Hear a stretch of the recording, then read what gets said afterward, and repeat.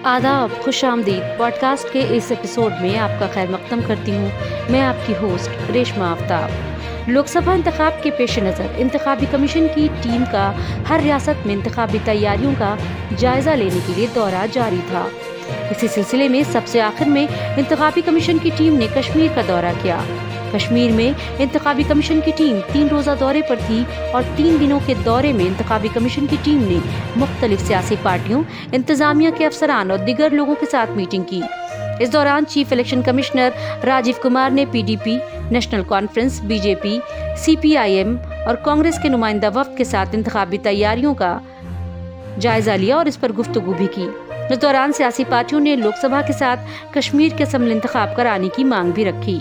इंतखाबी commission की team से meeting के बाद नेशनल कॉन्फ्रेंस के नुमाइंदे नासिर असलम वानी ने कहा कि इंतखाबी कमीशन की टीम से आम इंतखाब के साथ साथ कश्मीर के असेंबली इंतखाब कराने का पार्टी ने मुतालबा किया है और इसकी सबसे बड़ी वजह यह है कि गुज़िश्ता 10 सालों से लोगों को अपनी हुकूमत मुंतखब करने का मौका नहीं मिला है।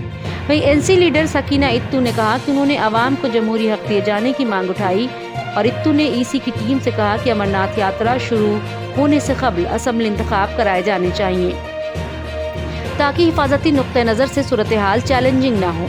इत्तू ने तो यहाँ तक कह दिया कि रियासत में इंतखाब कराने के लिए अदालत उज़्मा का दरवाज़ा खटखटाना पड़ता है, ऐसी नौबत ही क्यों आए। दूसरी तरफ PDP के नुमाइंदे गुलाम नबी लोन हंजूरा ने EC की टीम के साथ मुलाकात के बाद कहा कि अगर लोकसभा इंतखाब के लिए हालात साजगार हैं तो असेंबली इंतखाब भी कराए जा सकते हैं और हम उम्मीद करते हैं कि यहाँ असेंबली इंतखाब भी जल्द होंगे। साथ ही उन्होंने रियासत में सर्विस वोटर के इशू को भी उजागर किया। उन्होंने कहा कि फैसला अब इंतखाबी कमीशन के हाथ में है।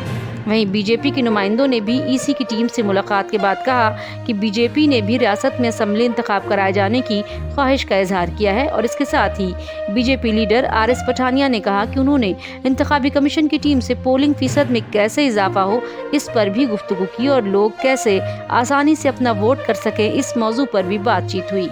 साथ ही कश्मीरी पंडितों की इंतखाब में हिस्सेदारी बढ़ाने के लिए दूसरी रियासतों में पोलिंग बूथ बनाए जाने की भी मांग की। BJP के अलावा दूसरी पार्टियों के बड़े लीडरान जैसे फारूक अब्दुल्ला, गुलाम नबी आज़ाद और महबूबा मुफ्ती बहुत पहले से रियासत में इंतखाब जल्द कराने की मांग करते आए हैं, लेकिन अभी तक कश्मीर में इंतखाब के आसार नजर नहीं आ रहे हैं। इन सब के बीच EC की टीम के सामने एक ऐसी भी पार्टी थी जिसने मुजाहरा किया, वो थी पैंथर्स पार्टी। पैंथर्स पार्टी के लीडरान का इल्ज़ाम था कि वो इंतखाबी कमीशन की टीम के साथ मिलने का वक्त ले चुके थे और जब वो टीम से मुलाकात को पहुंचे तो उन्हें अंदर जाने से रोक दिया गया, जिसके बाद पार्टी के लीडर बाहर गेट पर बैठ गए और मुजाहरा किया। वहीं पैनल ने आम इंतखाबात की तैयारियों के जायजे के लिए जिला इंतखाबी अफसरान और पुलिस के आला हुक्काम के साथ भी जायजा मीटिंग की और इस मौके पर पुलिस और इंतजामिया के अफसरान ने EC की टीम को हिफाजती नुक्ते नज़र से ज़मीनी सूरत हाल से आगाह भी किया।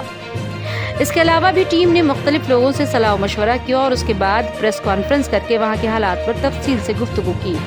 इंतखाबी कमिश्नर राजीव कुमार ने मीडिया से रूबरू होते हुए कहा कि हमने तमाम पार्टियों और दिगर आला हुक्काम के साथ मीटिंग करके तमाम हालात का जायजा लिया। उन्होंने कहा कि कश्मीर के इंतखाब लोकसभा इंतखाब के साथ नहीं कराए जा सकते क्योंकि सिक्योरिटी के पेश नज़र हमें ऐसा करना पड़ रहा है, क्योंकि अगर आप हिफाजती नुक्ते नज़र पर गौर करें तो ये मुमकिन नहीं है। हर असेंबली हल्के में 10 से 12 उम्मीदवार होंगे, जिसका मतलब रियासत में 1000 से ज़्यादा उम्मीदवार होंगे और हर उम्मीदवार को सिक्योरिटी मुहैया कराना होगा और एक साथ इंतखाब कराने से ऐसा करना मुश्किल हो जाएगा। उन्होंने ये भी कहा कि लोकसभा इंतखाब के फौरी बाद भी कश्मीर में इंतखाब कराए जा सकते हैं और सितंबर तक भी इस अमल को मुकम्मल किया जा सकता है।